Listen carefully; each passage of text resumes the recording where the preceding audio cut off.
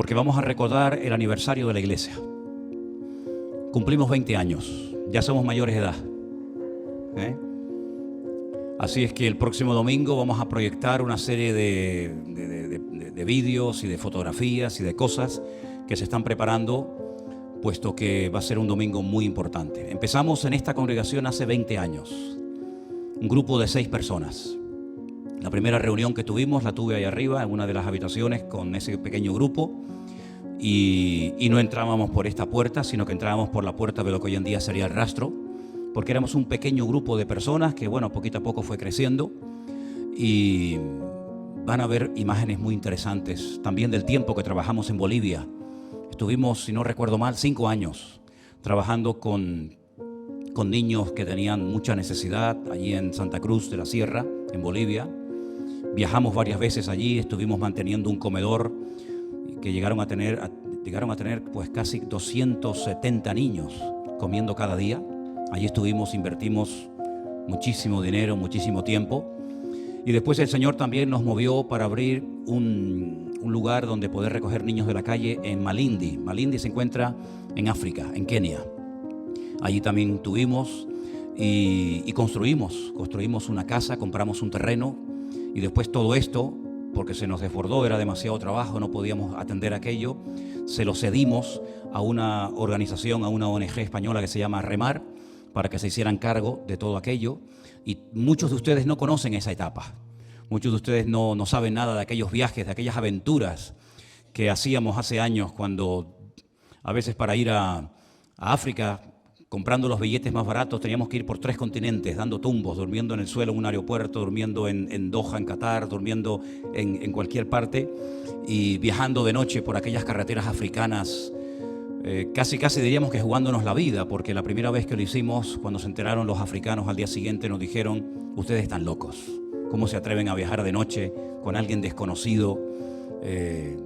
Más de 600 y pico kilómetros por carreteras de África. Y fue realmente un tiempo también muy bonito, un tiempo extraordinario. Así es que vamos a recordar todo ese tiempo, todas esas aventuras, el próximo domingo, Dios mediante, como siempre a las 6:30 de la tarde. Por supuesto no podrán asistir todos, pero vamos a retransmitir el culto para que los que no puedan asistir, pues por lo menos lo puedan ver.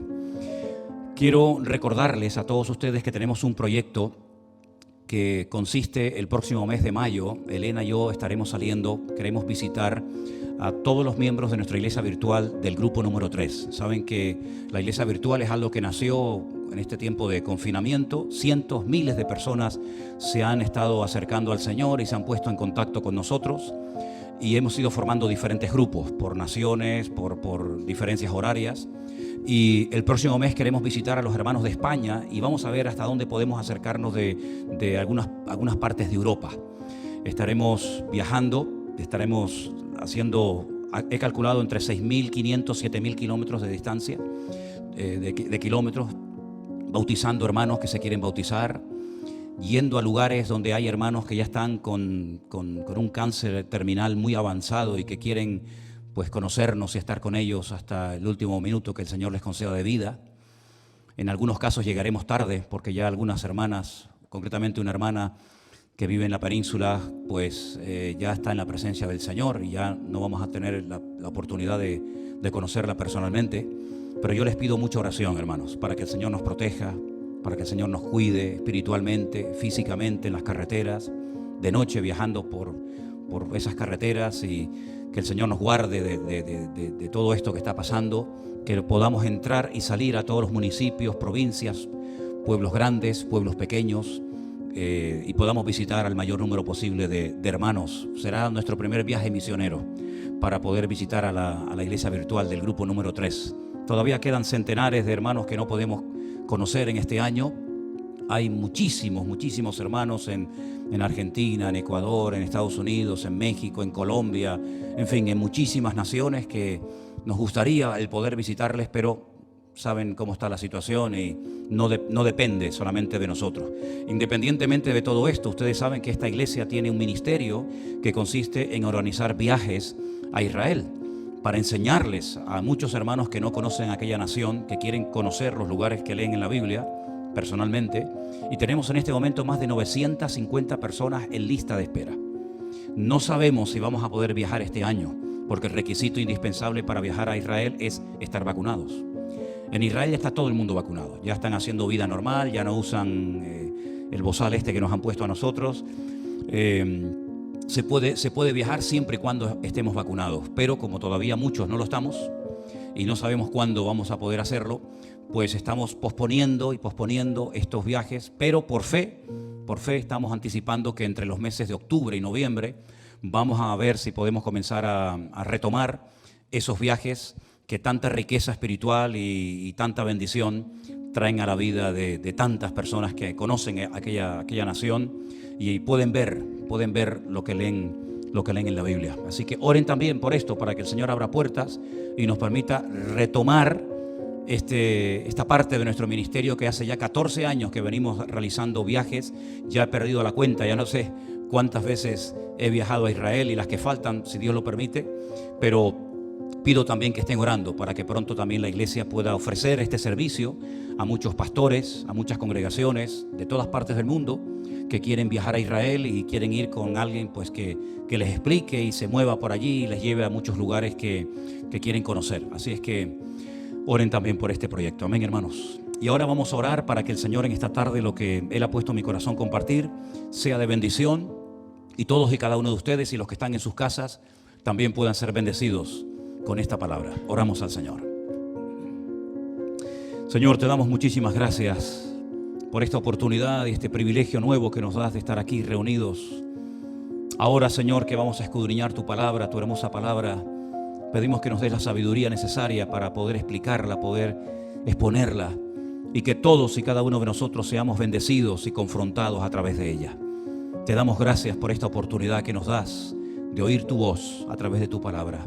Y te lo pedimos todo en el nombre de Jesús. Amén y amén. Gloria a Dios.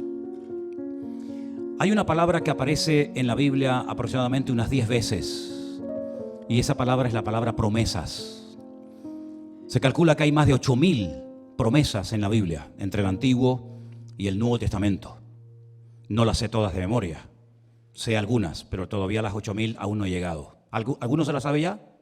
¿No? Bueno, entonces me siento bien. Pero todas esas miles y miles de promesas las vamos a clasificar en 3 grandes grupos.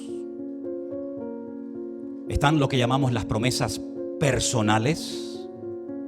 Ahora veremos algunas de ellas. Las promesas generales, genéricas, que son para todos. Y las promesas que tienen una condición para que se cumplan.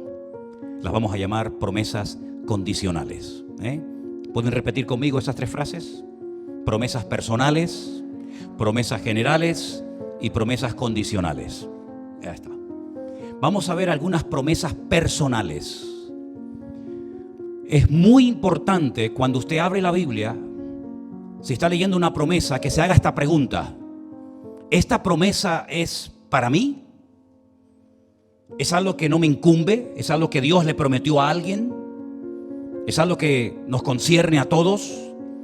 ¿Por qué digo que tenemos que hacernos esta pregunta? Porque no hay nada peor que depositar la fe en una promesa que no es para ti. Y dice la Biblia que cuando alguien espera algo y no viene, se produce como un tormento en tu corazón.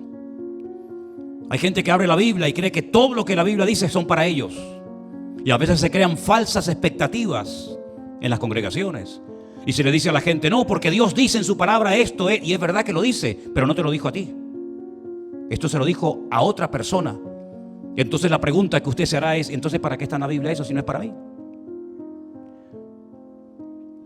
Hay muchas cosas que están en la Biblia que no fueron directamente escritas para nosotros, promesas que no se dieron a nosotros en este tiempo, pero están para enseñarnos una lección y para ver cómo Dios trató con ese hombre, con esa mujer, con ese pueblo, con ese país en un momento puntual de la historia, para que sepamos cómo actuar nosotros en momentos puntuales o en situaciones similares a las que ellos pasaron.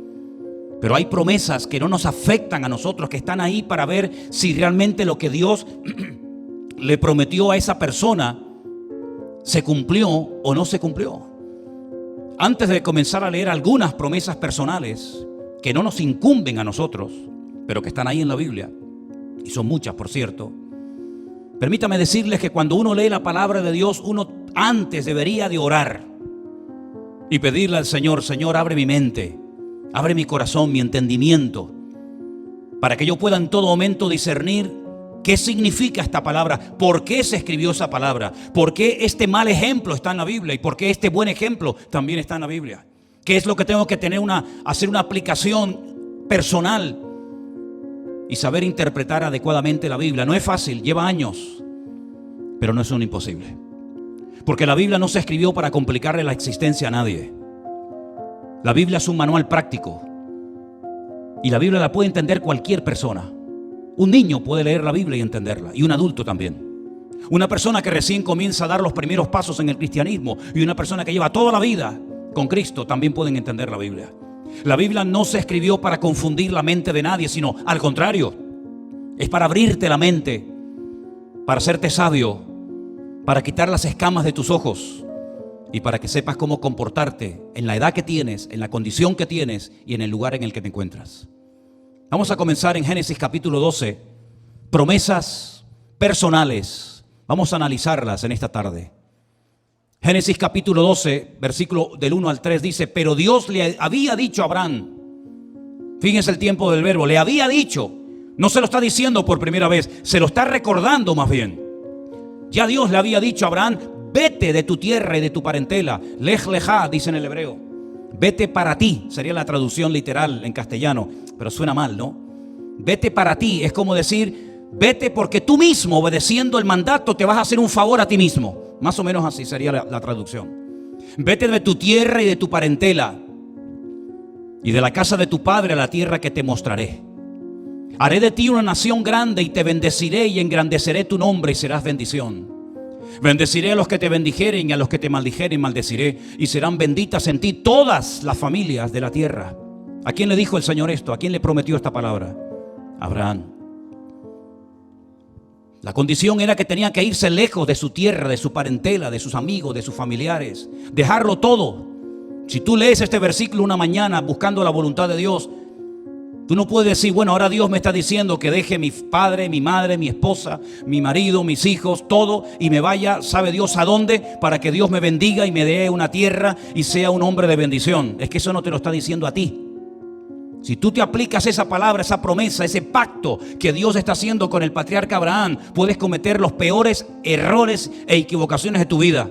Porque a ti el Señor no te está diciendo directamente con su palabra: deja tu familia, deja tu matrimonio, deja tu familia y vete a un país extranjero. Eso no lo puedes interpretar así, porque estarás cometiendo la peor equivocación de tu vida. Eso se lo dijo Dios a Abraham, es una promesa personal, pero eso no se lo dijo a Job, eso no se lo dijo a Pablo, eso no se lo dijo a Pedro, ni a David, ni a Moisés. Eso fue una palabra específica para este hombre, porque el trato de Dios con el ser humano es personal. ¿Cuántos dicen amén?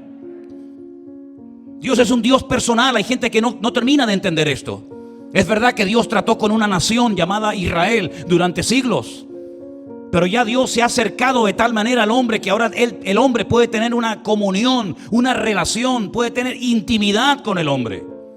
La relación de Dios contigo tiene que ser personal, y la forma como Dios te trata a ti, hermano, no es igual a la forma como le trata al otro, o viceversa. Porque no hay dos personas iguales, y aunque Dios es el mismo para todos, Dios no le habla a todo el mundo de la misma manera. Y Dios, como es un Dios personal, le dijo a Abraham: si tú quieres entrar en mi proyecto, si tú quieres ser un hombre de bendición, las condiciones son esta y esta. Y esto es lo que yo te prometo: padre de multitudes, te bendecirán o te maldecirán, y los que te bendigan serán benditos, y los que te maldigan serán malditos.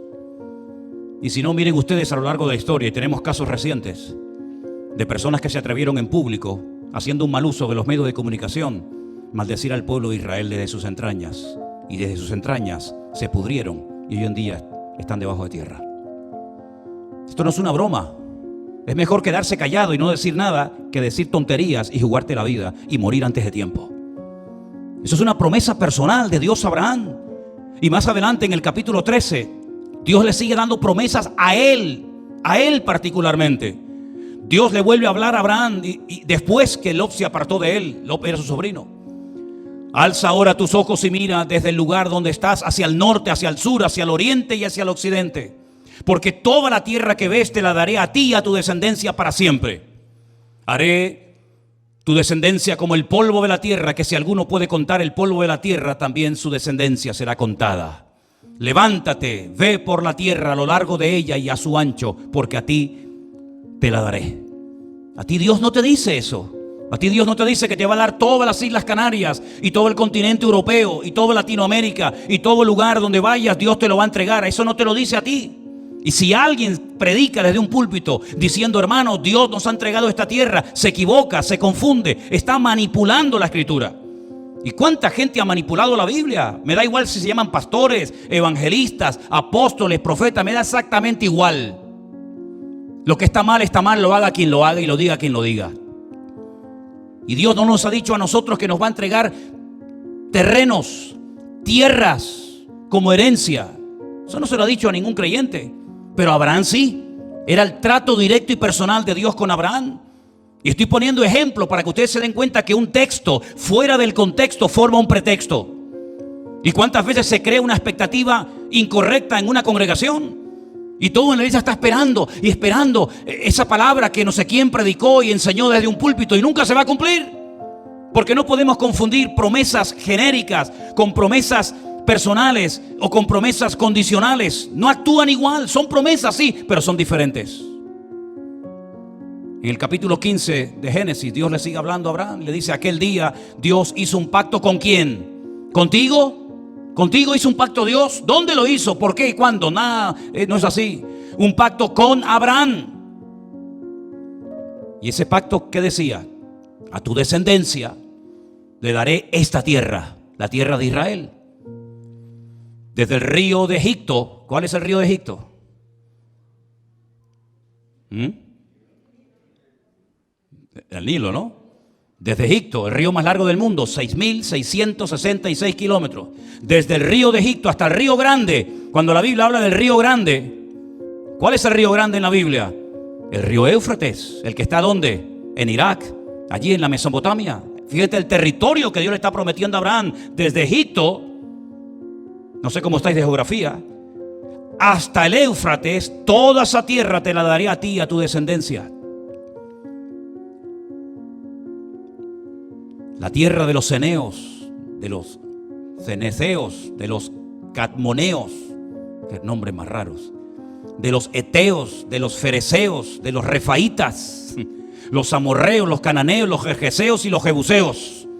No tengo tiempo para explicar quiénes eran esos pueblos o quiénes son en la actualidad esos pueblos. Solamente decirles que los últimos que leí, los jebuseos, eran los habitantes ¿de dónde? De Jerusalén. Porque Jerusalén, antes de conocerse como Jerusalén, la ciudad de la paz, se conocía como Jebús. Recuerden que les he dicho muchas veces que es la única ciudad del mundo que en la Biblia recibe 70 nombres diferentes. Y uno de ellos es Jebús. Los jebuseos eran los habitantes de Jerusalén, que no fueron conquistados cuando Josué entró en la tierra prometida, sino en el tiempo del rey David, dice la Biblia que entró y conquistó Jerusalén y la convirtió en la ciudad del reino, la ciudad del rey David. Esa es una promesa que Dios le dio a Abraham. No es una promesa que le ha dado a la iglesia. No es una promesa que le ha dado a un pastor. Es una promesa que Dios le dio particularmente a un hombre. Capítulo 17, del 1 al 8. Era Abraham de 99 años cuando se le apareció Dios y le dijo: yo soy el Dios todopoderoso, el Shaddai, el todo suficiente, el que no necesita de nada ni de nadie. Anda delante de mí y sé perfecto. Y pondré mi pacto entre mí y ti y te multiplicaré en gran manera. Entonces Abraham se postró sobre su rostro y Dios habló con él y le dijo: he aquí mi pacto contigo, serás padre de muchedumbre de gentes. Versículo 5. Y no se llamará más tu nombre Abraham, que significa padre enaltecido, sino que será tu nombre Abraham. Dios le añade una letra, la letra Hey, y aumenta el valor numérico de su persona y lo convierte en padre de multitudes, porque te he puesto por padre de gente, de muchedumbres de gentes. Y te multiplicaré en gran manera y haré de ti una nación, y naciones de ti, y reyes saldrán de ti. Y estableceré mi pacto entre mí y ti, tu descendencia después de ti en sus generaciones, por pacto perpetuo, para ser tu Dios y él tu descendencia después de ti. Y el versículo 8 dice, y te daré a ti y a tu descendencia después de ti la tierra en que moras, toda la tierra de Canaán, en heredad perpetua, y seré el Dios de ellos. ¿Dónde entra la iglesia ahí? ¿Dónde está una iglesia local ahí? En ninguna parte.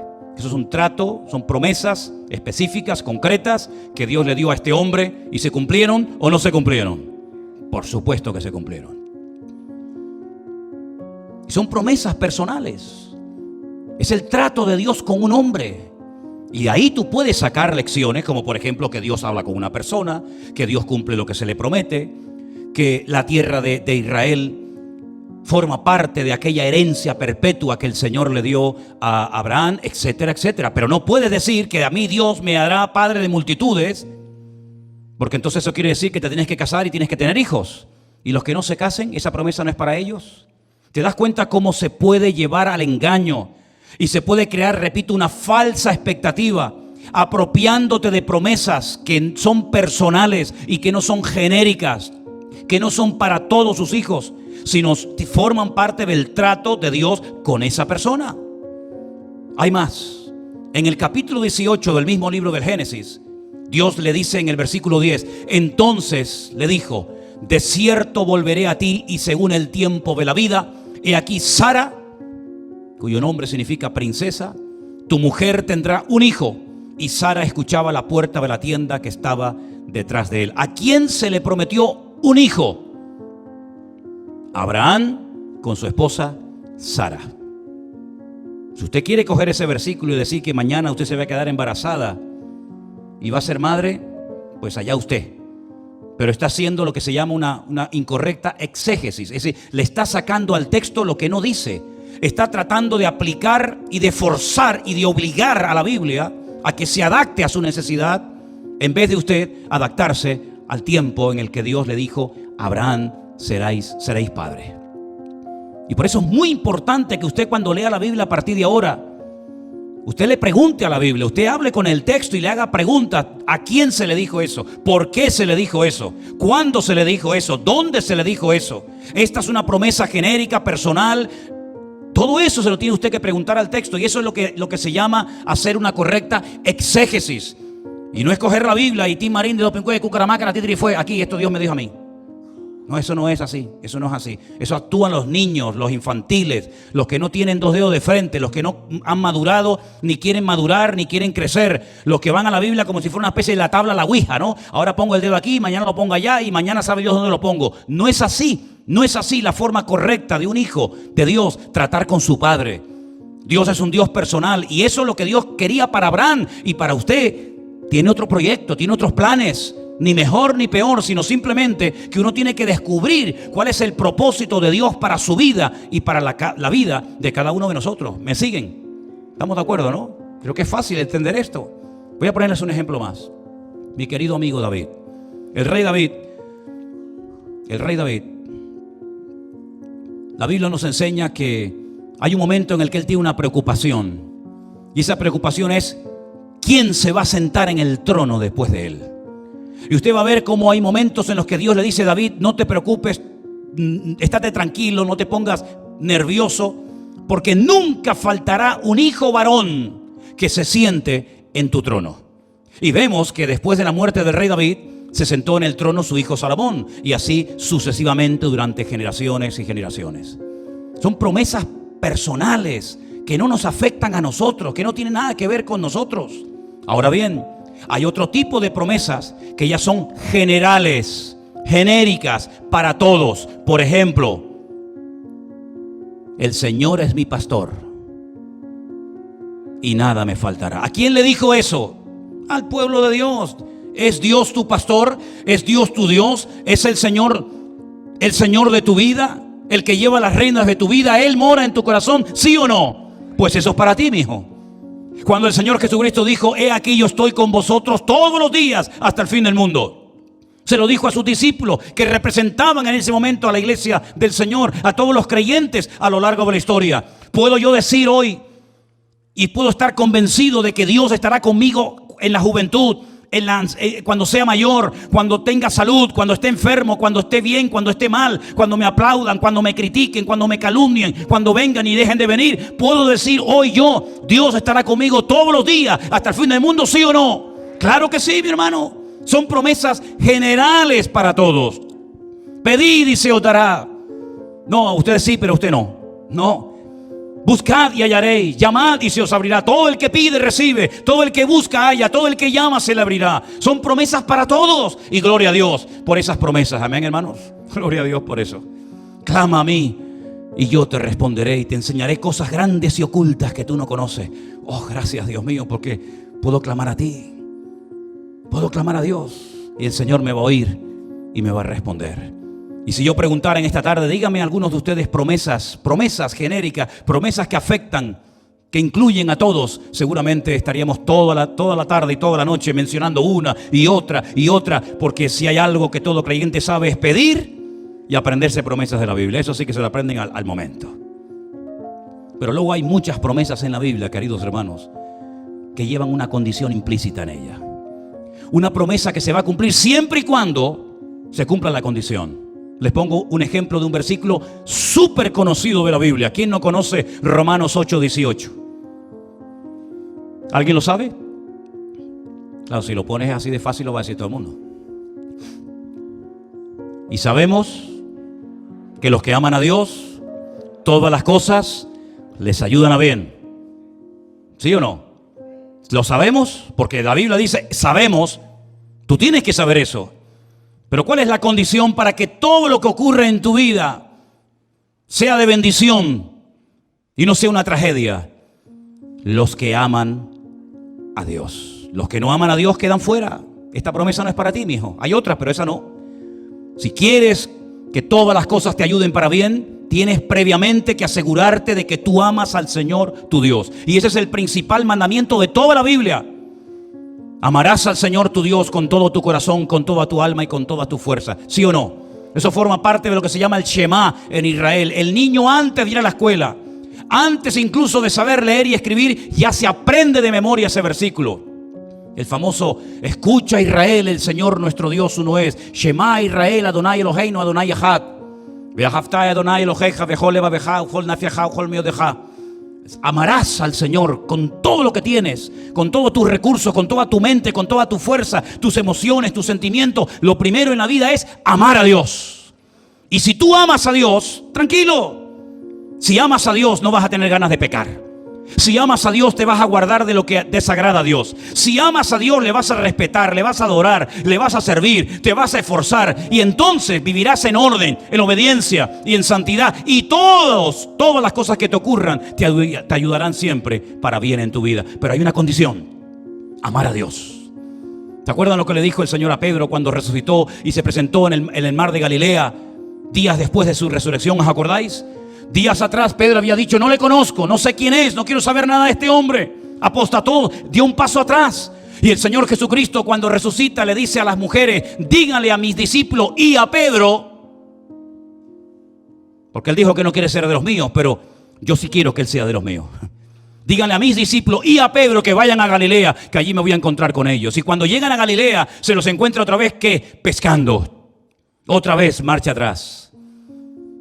Y el Señor Jesucristo desde la orilla se les queda mirando y le dice, ¿habéis pescado algo? Y la respuesta fue terrible. ¿Cuál fue? Nada, Señor. Nada, Maestro. Toda la noche hemos estado intentando pescar y no hemos cogido nada, absolutamente ni uno. Toda la noche. ¡Qué casualidad! Toda la noche trabajando. Y el otro día les pedí en Jerusalén que oraran conmigo 1 hora y se quedaron dormidos. Y ahora han estado toda la noche trabajando. Sin resultados. ¿Pero cómo es esto? ¿Cómo es posible que hay cristianos que están todo el día trabajando y después no pescan nada, dicho sea de paso? Y cuando el Señor le pidió a sus discípulos que oraran por él 1 hora, la noche más triste de su vida, cuando lo iban a crucificar, se le quedaron dormidos. Las paradojas de la vida, ¿verdad? No tengo tiempo para el Señor, no tengo tiempo para servir a Dios, pero para lo tuyo siempre tienes tiempo. No sé cómo te las arreglas, querido. Echar la red a mano derecha. Y dice la Biblia que cuando obedecieron al Señor, lo que no habían sido capaces de hacer en toda una noche, Lo consiguieron en décimas de segundo. Dice que la red por poco se les rompía y tuvieron que hacer señales a los compañeros para compartir la bendición. Porque cuando Dios te da es para compartir la bendición, no es para que te la comas tú solo para ti. Y cuando llegaron a la orilla comenzaron a contar 1, 2, 3, madre mía, qué barbaridad. Esto es una 30, 40, 50, 60, 80, 90. Y dice la Biblia que ¿cuántos peces cogieron, sí o no? Ustedes saben que en hebreo las letras son números, los números son letras. Y 133 es Ani Elohim, yo soy Dios. Es decir, cuando cuente 133 es como si dijera Ani Elohim, yo soy Dios, yo soy el que ha hecho este milagro. Comieron, se saciaron, estaban contentos, ya tenían comida, tenían todo. Y de repente el Señor interrumpe la cena y le dice a sus discípulos, perdón, a Pedro, Pedro, dime maestro, ¿tú me amas? ¿Te ha preguntado alguna vez? Bueno, seguramente tu mujer te lo habrá preguntado, ¿no? Pero ¿te ha preguntado alguna vez algún amigo, algún conocido, ¿tú me amas? Es una pregunta un poco fuerte, ¿no? Dice, ¿este de qué va? Pero es el maestro, es Dios el que te está preguntando, ¿me amas? Y claro, si el Señor te pregunta si me amas, lógicamente cualquiera le dice que no. Sí, Señor, tú sabes que te amo. Y dice, qué bueno. Pues mira, apacienta a mis corderos. Pasa un ratito, no sabemos cuánto, y le vuelve a preguntar lo mismo. Pedro, ¿tú me amas? Sí, Señor, claro, tú sabes que te amo. Y finalmente a la tercera vez le pregunta exactamente lo mismo. Y ya Pedro dice que se entristeció porque le nombró el nombre de su padre, Simón, hijo de Jonás. ¿Qué tiene que ver Jonás aquí? ¿Qué tiene que ver el nombre del padre de Pedro? Fuiste un rebelde. Te distanciaste de mí la noche que más te necesitaba, la noche que menospreciaste a tus hermanos y dijiste, aunque todos te dejen, yo nunca te abandonaré. La noche que dijiste, yo estaré contigo y si tengo que dar mi vida contigo, la daré. Esa noche me fallaste. ¿Dónde estabas, Pedro? Calentándote en fuego ajeno. No tuviste el valor ante una criada romana de decirle, sí, yo soy del maestro. ¿Y qué pasa? Yo soy uno de ellos. Y entonces él se pone triste porque se da cuenta de que no dio la talla. ¿Cuántas veces nos hemos puesto tristes a lo largo de nuestra vida o nos pondremos en el futuro tristes? Porque las demandas del Señor no somos capaces de cumplirlas y nos vemos incapaces e impotentes de llegar a semejante nivel de santidad, de amor o de compromiso con el Señor.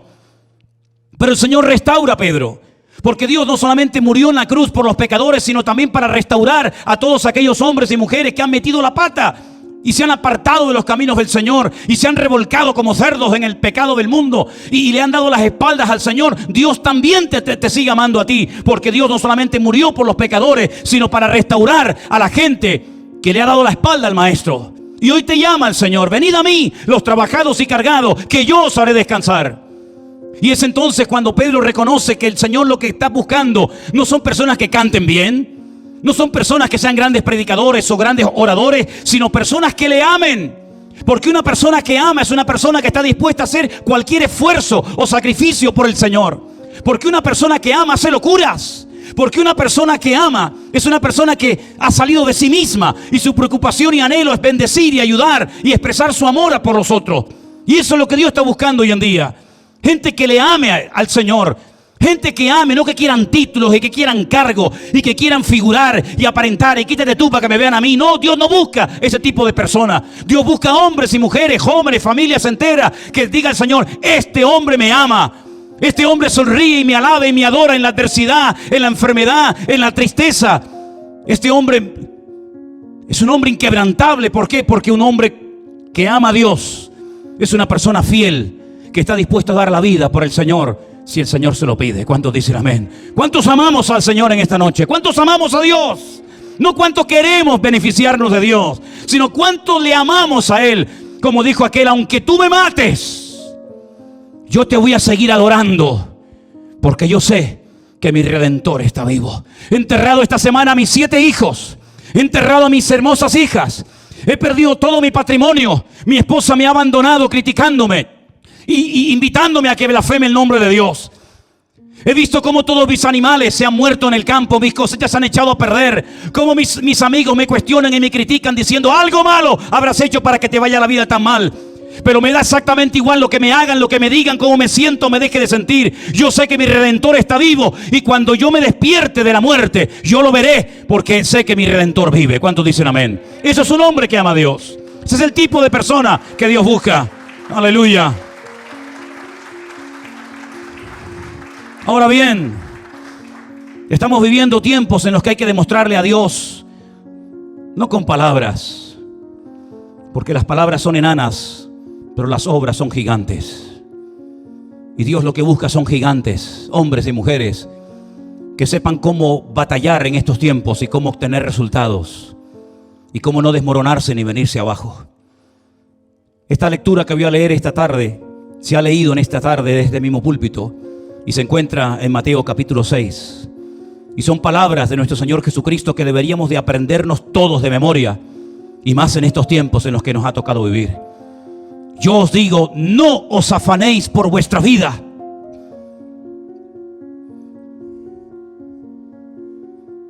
Pasar. ¿Qué vamos a comer? ¿O qué vamos a beber? ¿Hay alguien aquí en esta tarde que se está preguntando, ¿y cómo vamos a pagar las facturas a fin de mes? ¿Y el alquiler? ¿Y la hipoteca? ¿Y la gasolina del coche? Eso es lo que significa: no os afanéis por vuestra vida, lo que habéis de comer o lo que habéis de vestir. Yo quiero que ahí en el fondo, ¿me estáis escuchando bien en el fondo? Siéntense. Las dos, ustedes, siéntense. Esto tienes que escucharlo. Yo les voy a decir a ustedes lo que tienen que hacer cuando te vengan a la cabeza estas preguntas, que todos las hemos hecho en nuestra vida. Y te voy a poner un ejemplo. En el año 1990, en enero del año 90, lo que te voy a contar ahora cambió mi vida. Hay varias cosas que en mi vida me han impactado y no las olvidaré nunca. En el año 1990, en enero, bien temprano en la mañana, un sábado, me subo a lo alto de una montaña, el Monte de la Curota, en Galicia, provincia de Pontevedra, provincia de La Coruña, en Galicia. Mi sueño era ir a Argentina a predicar el Evangelio. Tenía una carga tremenda por poder ir a Argentina y ver lo que allí estaba pasando en aquellos años. Un despertar espiritual tremendo. No teníamos ni dónde caernos muertos. Éramos pastores de una pequeña iglesia que habíamos abierto en mi casa. Después alquilamos un local, después fuimos a otro local. Y ya habíamos sentido en el corazón que era el momento de salir a la aventura sin saber lo que allí nos iba a pasar. Teníamos un coche que me había regalado mi suegro, un Volkswagen Golf, pero no tan bonito como el que tiene Mario. 4 modelos atrás, el más sencillito. Yo no soy tan rico como Mario. ¿Y saben qué? Mi intención era venderlo y con lo que me dieran comprar unos pasajes para Elena, para Priscila, que tendría... ¿Qué edad tenías en el año 90? 3 años. La gandula aquella, la gigante aquella, 3 años tenían en aquellos años. Y en aquellos años había gente que venía a España y se quedaban. Y después, lo que le voy a contar ahora dirán, pero ¿eso pasó en España? Y tanto. La gente ponía en el periódico, vendo billetes de vuelta a Argentina, a Venezuela y a muchos lugares. Y nosotros compramos billetes que no llevaban nuestro nombre, pero tenía que buscar el billete de una mujer, de una niña y de un hombre. Y entonces fuimos al aeropuerto de Barajas. Esa persona metía las maletas y si el avión se caía, Manolo, Elena y Priscila nunca habían muerto porque nunca supuestamente se habían subido al avión, sino aquellas 3 personas que nos dieron su tarjeta de embarque. Así viajamos a Argentina en junio del año 1990. Pero mis planes eran vender mi coche, comprar los billetes y marcharme a Argentina a vivir por fe. Al día siguiente yo iba a predicar acerca de este mismo pasaje. No os afanéis por vuestra vida, que habéis de comer, que habéis de beber, ni por vuestro cuerpo, que habéis de vestir. ¿No es la vida más que el alimento y el cuerpo más que el vestido? Mirad las aves del cielo, que no siembran, ni ciegan, ni recogen en graneros, y vuestro Padre Celestial las alimenta. ¿No valéis vosotros mucho más, hombre de poca fe? De todo este pasaje yo iba a predicar. Y cuando bajaba por la montaña, al final de una recta, en una curva, habían echado lo que llamamos aquí en Canarias picón, esa piedrecita en el asfalto. Y cuando quise tomar la curva a la derecha, el coche me patinó y me caí al vacío. Esa sensación de que estás cayendo Es como ir en la montaña rusa, ¿no? Aunque en la montaña rusa sabes que de alguna manera vas a llegar de donde saliste, pero yo no sabía dónde iba a caer. Esa sensación de caer al vacío y pensar, Dios mío, es mi último día de vida. Grité con todo mi corazón, me agarré al volante, no llevaba el cinturón. Grité con todo mi corazón, Señor, sálvame. Y en ese momento, ¡pum!, el coche se detuvo, quedó así, de morro. Los limpiaparabrisas entraron para adentro, el cristal salió entero y me cortó por aquí, por la cabeza. Sangraba por la cara. Y yo pensaba que era la gasolina del coche lo que me estaba cayendo en la cara, pero así. Digo, no sabe a gasolina. Y cuando me miré, era sangre. Me empecé a tocar así, fuerte, por si me había roto algún hueso. Digo, estoy vivo. Caí en la rama de un árbol, la rama del árbol me frenó, se partió y entonces el coche quedó así, incrustado así, totalmente así de punta. Por algunos momentos pensé que había llegado al árbol de la vida. Pero no era el árbol de la vida. Ahí me iba a empezar la vida. Comencé a subir el barranco como pude y después de un buen rato pasaba por allí un señor con un tractor que venía de arar las fincas y le hice señales y le pedí que me llevara al pueblo y me dijo, ¿pero tú de dónde vienes? Digo, es que acabo de tener un accidente. Me dijo, ¿pero dónde está el coche? Digo, ahí abajo. Y el hombre miró y me dijo, ¿tú saliste de ese coche? Digo, sí. Digo, pero necesito que con el tractor, por favor, baje y me lo saque porque tengo que llevarlo a arreglar. Yo tenía la obsesión en mi cabeza, tengo que venderlo, los billetes, tengo que ir a Argentina. Fíjate qué tremendo. Me llevaron a una casa porque no quería ir a casa con todo sucio, todo lleno de sangre en la cara.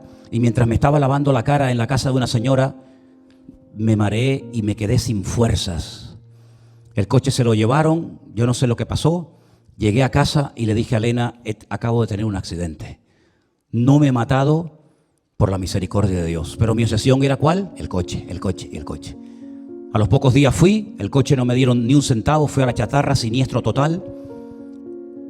El coche quedó para la chatarra y no me dieron absolutamente nada. Pero yo el 31 de enero de 1990 ya tenía previsto despedirme de la iglesia y me despedí con una mano delante y una mano detrás, sin nada. Y nos vinimos a Las Palmas y comenzamos a ir por las diferentes iglesias y comenzamos a predicar. Y la gente, cuando íbamos a las iglesias, nos daban sobres, nos daban ofrendas, porque sabían que queríamos ir a Argentina. Y con lo que nos dieron en aquellas ofrendas, pude comprar los billetes, me pude ir a la Argentina y pude durante unos meses sostener a mi familia, los 3 que éramos en aquel momento, con aquellas ofrendas. A los pocos días me dicen, todos los martes en la ciudad de Rosario, provincia de Santa Fe, Argentina, se reúnen los pastores. Sería bueno que vinieras y te presentaras y dijeras quién eres y por qué estás aquí. Y le dije, vale. Fui por primera vez a una reunión de pastores en Argentina y cuando llegué me presentaron y un pastor llamado Juan Herrera, no sé si vive todavía, presidente de la Unión de las Asambleas de Dios en Rosario, me dijo, bueno, vamos a dejarle al gallego. Decía, ¿quién es el gallego? Vamos a dejarle al gallego que nos comparta la palabra a los pastores. Ese fue mi primer compromiso en Argentina, predicarle a los pastores. Cuando salí de esa reunión tenía la agenda llena para 3 meses de predicaciones todos los días.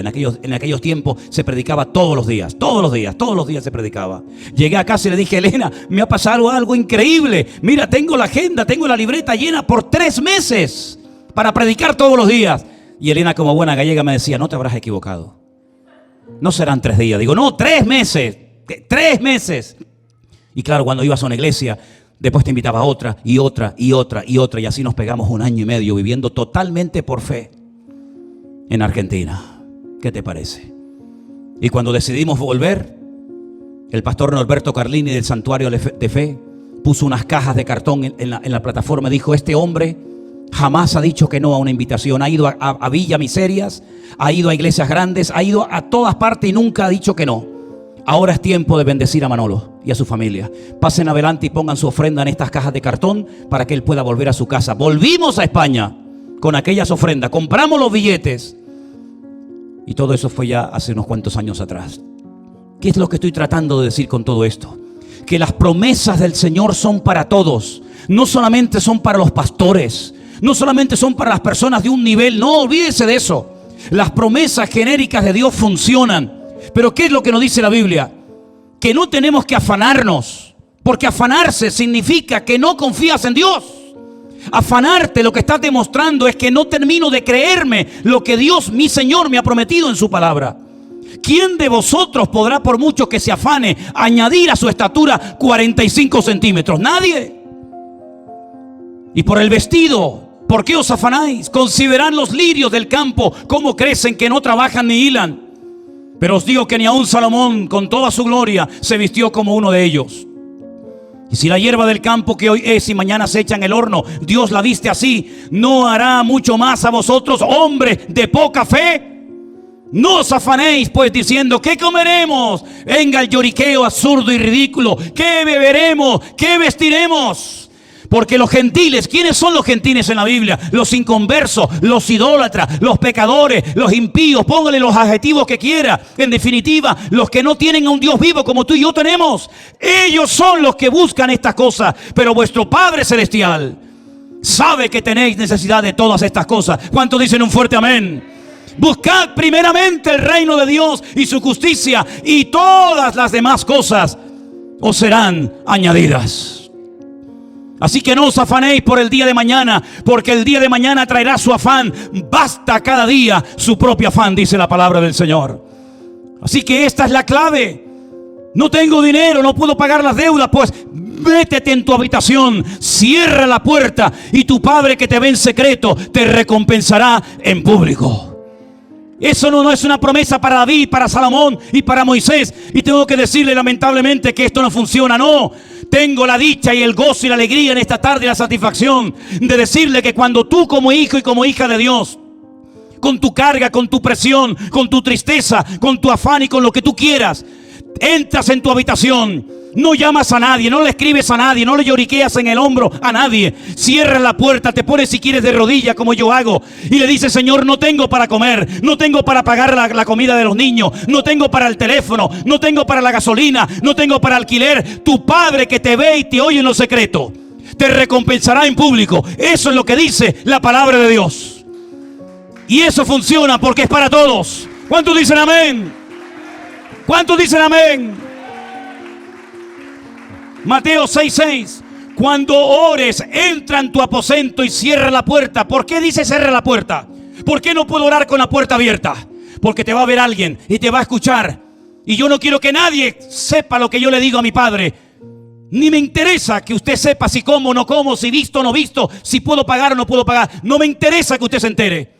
Porque yo conozco a mi Señor. Y cuando yo estaba en el mundo endemoniado y enfermo y tirado y hecho polvo, sin ganas de vivir y con un odio hacia todo y hacia todos, nunca pasé hambre. ¿Cuánto más ahora que soy un hijo del Rey de Reyes y Señor de los Señores? Entra en tu aposento, cierra la puerta, ora a tu Padre que está en secreto, y tu Padre que te ve en secreto te recompensará en público. Eso funciona. Yo abrí esta iglesia con 6 personas. Y siempre viene gente que al principio te dice, estás loco, esto es una locura, ¿para qué un local tan grande para 6 personas? Luego cuando funciona y ven la bendición y el respaldo de Dios, te vienen con la palmadita a la espalda y te dicen, no, yo siempre confié en ti, yo siempre creí en ti. Digo, ya conozco ese peloteo. Dios ha sido fiel en estos 20 años. Y ha habido meses que hemos tenido que llorar y tirarnos de rodillas al suelo porque no teníamos ni para pagar la luz del local, ni para pagar el agua. Y debíamos 1 mes, 2 meses y ya entramos en el 3er mes. Pero Dios siempre ha sido fiel a su promesa. Dios nunca le va a fallar a un hijo quebrantado ante la presencia del Señor. Y si no está funcionando las promesas de Dios en tu vida, tal vez porque hace mucho tiempo que no entras en tu aposento, cierras la puerta y te pones a orar y a orar y a orar y a orar hasta que Dios responda. Y Dios siempre va a responder. Ese es el evangelio que yo predico. Por eso nunca pido dinero en público. No necesito pedir dinero en público. Por eso no voy por las redes sociales con los cientos y cientos y miles de personas que simplemente pidiéndole 50 céntimos podríamos tener todos los meses cientos y miles de euros para mantener la obra. No hace falta que le pidamos nada a nadie. Nuestro Padre Celestial sabe lo que necesitamos. Y cuando esta iglesia se cerró el año pasado, el 15 de marzo del 2020, 1 mes y otro mes sin nadie, predicando a sillas vacías, predicando a un local lleno de eco, porque ni siquiera teníamos esta moqueta ni estas alfombras que amortiguan el eco. Cuando estábamos aquí, Miriam y Elena y yo simplemente, y hablamos supuestamente al aire, y nos preguntábamos, Señor, ¿cómo vas a hacer tú? Cuando siempre le preguntamos al Señor cómo, la respuesta siempre es igual. Lo que es imposible para los hombres es posible para Dios.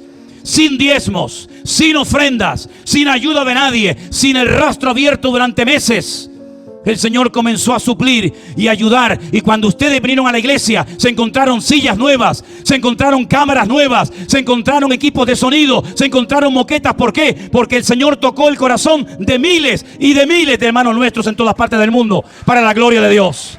Ese es nuestro Dios. Ese es nuestro Dios.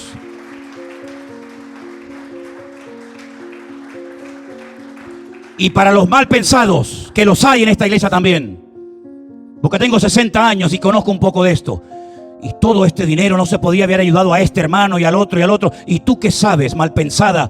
¿A cuánta gente de la iglesia hemos ayudado? ¿Y cuántos cientos y miles de euros hemos estado repartiendo a gente de la iglesia con necesidad, que no tenía ni para comprar el pan ni el bono de la guagua? Así que antes de hablar y antes de criticar, cierra la boca, porque no sabes lo que estás diciendo. Y si te cuesta dar a la obra de Dios, no des ni un duro a partir de ahora, porque no necesitamos depender de los hombres. Yo he aprendido a depender de mi Dios, y yo sé lo que es sentarme a una mesa con mi mujer en Burgos, Medina de Pomar, hace años, con el plato, con el vaso, el tenedor, la cuchara y nada para comer, ni siquiera para poder comprar una miserable bombona de gas para poder hacer comida, que ni siquiera la teníamos. Pero oramos y le dimos gracias al Señor por los alimentos, porque repito, si en el mundo no pasé hambre, en Cristo tampoco la pasaré. Y si tuviera que pasarla, el Señor me ayudaría para gozarme en la adversidad.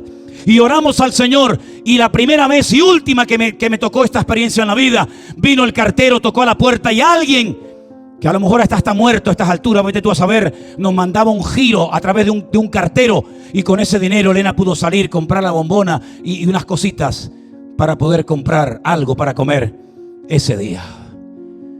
Nosotros hemos sabido pagar un precio en estos 40 años de ministerio, y yo sé lo que es viajar en barco con una bolsa de polvorones que me regaló mi madre, y ver a la gente que iba al comedor del barco a comer, y yo no tener ni para comerme un triste bocadillo, pero yo me subía a la cubierta con mi bolsita de polvorones y con mis pies en la cubierta, y decía: gloria a Dios, estos polvorones saben mejor que un caviar o que un solomillo en ese comedor, porque ellos comen, pero yo como con la bendición de Dios. Sabemos lo que es orar por un par de zapatos. Nunca olvidaré mi experiencia de pastor en La Gomera, calle Ruiz del Padrón. Estábamos allí en la iglesia de La Gomera, de las Asambleas de Dios, y estaba una mañana orando y me puse de rodillas y no me di cuenta, y cuando me miré digo: ay, tengo un agujero en el zapato. Y yo dije: Señor, te pido un par de zapatos. Nunca en mi vida había hecho esa oración. Y cuando me voy, abro el buzón de la iglesia y había el típico papelito de que te ha llegado un paquete. Me voy a la calle de atrás, a la oficina de correos, y había un paquete para mí. Cuando lo abro, ya sabes lo que había dentro de la caja, ¿no? Un par de zapatos. Podía haber pedido por un traje, también una corbata de paso, ¿no? Pero no me hacía falta, no me hacía falta. El hábito no hace el monje. Pero me hacía falta un par de zapatos. Y dice la Biblia: mi Dios suplirá todas vuestras necesidades.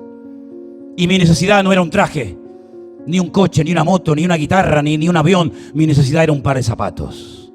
Y el Señor me dio un par de zapatos. Y yo quiero decirles a todos ustedes que esta iglesia ha vivido 20 años por fe. Antes de que tú vinieras y te sentaras en esa silla, yo ya estaba aquí. Y cuando tal vez tú te vayas y a lo mejor no vengas más, yo seguiré estando aquí.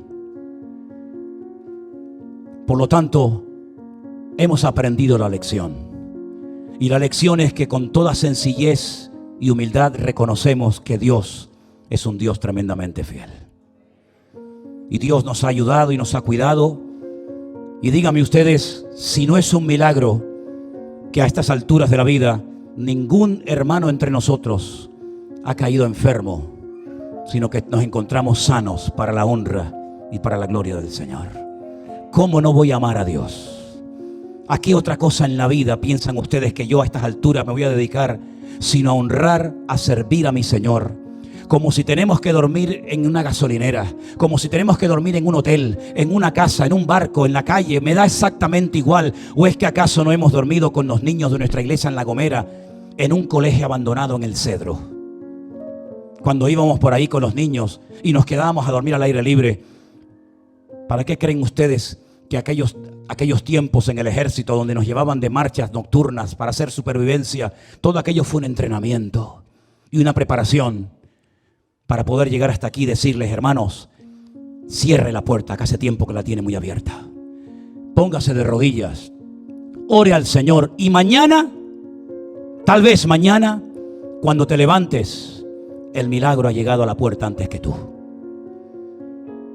El otro día me levanté temprano, como cada mañana, a hacer el devocional, y aún ni siquiera había abierto el manual del devocional, y recibo un WhatsApp de mi hija Priscila, y me dice: un pastor de Estados Unidos, el pastor José Arenas, te ha mandado una ofrenda. Y ni siquiera había orado a mi Señor. Porque hay bendiciones que vienen sin pedirlas. Pero cuando tu corazón está alineado con Dios, las cosas fluyen de tu vida. Y esta entrevista que visteis el otro día, que os mandé al grupo de WhatsApp con el pastor Juan Carlos Bongarrá, me decía: ¿sabes la cantidad de gente que nos ha llamado y nos ha escrito por anunciar vuestro ministerio, por haberte invitado, por haber hablado? Digo, ¿sabes lo que pasa, hermano? Que la bendición de Dios se contagia y se transmite. Yo no sé, pero es la pura realidad. No siempre fui así, no siempre fue así, pero ustedes nos conocen a nosotros. Nosotros hemos vivido casi 4 años dentro de esta iglesia y nos gozamos y nos alegramos. Cuando no podía dormir la siesta ni preparar el mensaje del día siguiente, porque los jóvenes venían a las 4 de la tarde a ensayar, cuando el culto les empezaba a las 6:30 y eran las 8 de la noche y aún seguían pim pam pum pum cachapum chim pum. Pero no pasa nada, nos gozábamos en el Señor. Queridos hermanos, aprendan a gozarse en cada momento de la vida. Díganle: Señor, gracias, gracias por todo, porque yo sé que si te busco a ti, yo no voy a tener necesidad de hablar con Manolo, ni con Elena, ni con Cordy, ni con Armando, ni con Pepito, ni con Juanito. Con el que tú tienes que hablar más es con Él. Y Él me pondrá a mí en el corazón, o a otro, o a aquella, o a aquel, lo que tendremos que hacer. Pero primeramente, vete a Él, cierra la puerta y estate ahí un rato quietito. El Señor me enseñó que sin coche y a punto de perder la vida, Él me llevó a miles de kilómetros de mi casa y nos sustentó milagrosamente durante mucho tiempo en Argentina. Nos recorrimos más provincias de Argentina que muchos de los que son de allí, porque la bendición de Dios se tiene que notar en nuestras vidas. Porque la bendición de Dios es una realidad. Y en estos tiempos son los ideales. Nunca hemos tenido una oportunidad mayor y mejor para ver la fidelidad y la bondad de Dios que en estos tiempos. Yo quiero que ustedes se acostumbren a depender de Dios. Yo quiero que tú te acostumbres a llorar y a llorar delante de la presencia del Señor, como lloraba el Señor en el Getsemaní. Pero cuando salía aquel león rugiente y triunfante que venció a la muerte y al diablo en la cruz del Calvario. Ese es nuestro Dios. ¿Tú te crees que vas a tener más preocupación y más carga por tus hijos que nuestro Dios? Si vosotros, siendo malos, sabéis dar buenas dádivas a vuestros hijos, de tal manera que si tu hijo te pide un pan, nunca le vas a dar una piedra, un pescado, un escorpión. ¿Cuánto más mi Padre Celestial, dijo el Señor, os dará las cosas que ustedes necesiten? ¿Cuánto más? ¿Te sabes mover en este terreno? ¿Te sabes mover en este área? Acostúmbrate, porque el mundo irá de mal en peor, pero la iglesia irá de gloria en gloria, y de victoria en victoria, y de bendición en bendición. Y el mundo ha comenzado a tener envidia de los cristianos, porque ven que los cristianos sonríen en la pandemia, Porque ven que los cristianos adoran a Dios en la pandemia. Porque ven que los cristianos se gozan en la pandemia y no se vienen abajo como el mundo se viene abajo, sino que nosotros podemos decir: yo sé en quién he creído, y Él estará conmigo todos los días hasta el fin del mundo. ¿Ha quedado claro el mensaje? ¿Tenéis necesidades? Todos. Pues ya sabes lo que tienes que hacer. Te encierras en la habitación. Si te tienes que acostar antes, lo haces. Cierras la puerta, apagas el móvil, quitas el teléfono, la internet, todo lo que te pueda molestar, y te pones ahí de rodillas el tiempo que sea necesario. Pero cuando te levantes y digas eso de: en el nombre de Cristo, amén, sonrisa que te pego, gloria a Dios y aleluya, que el Señor está a punto de hacer un milagro en mi vida. ¿Cuántos lo creen? Yo quiero que tú tengas esas experiencias con Dios, porque son promesas genéricas absolutamente para todos y cada uno de nosotros. Nos ponemos de pie, queridos hermanos, por favor. Cierra tus ojos ahí donde estás, por favor, y vamos a orar a nuestro Dios para que la bendición de Dios y una buena actitud de corazón nunca falte en nuestra vida. Te necesito en mí, Señor. Quiero que tú me ayudes a confiar plenamente en ti, en tus promesas, en esas promesas que son sí y amén en Cristo Jesús. Las promesas no personales a otras personas, las promesas que son para mí hoy. Y en esas promesas creo y me agarro a cada una de ellas. Y el Señor nos dice en su palabra: joven fui y he envejecido, pero nunca he visto a un justo desamparado ni a su descendencia que mendigue pan. Es una declaración de un hombre de fe. Y yo quiero ser un hombre de fe. Yo quiero que los hombres de esta iglesia sean hombres de fe. Quiero que las mujeres de esta iglesia sean mujeres de fe. Una fe inconmovible, una fe que es capaz de superar cualquier obstáculo de la vida. Mis queridos hermanos, nuestro Dios es todopoderoso, y a ti clamamos para que esta semana sorprendas a aquellos hombres y mujeres que te honran y te buscan en espíritu y verdad. Que tú nos ayudes, Señor, y que tú proveas toda necesidad en abundancia. Que probemos hacer nuestra parte y que veamos cómo tú nos sorprendes, abriendo puertas y supliendo necesidades en abundancia. Te damos gracias.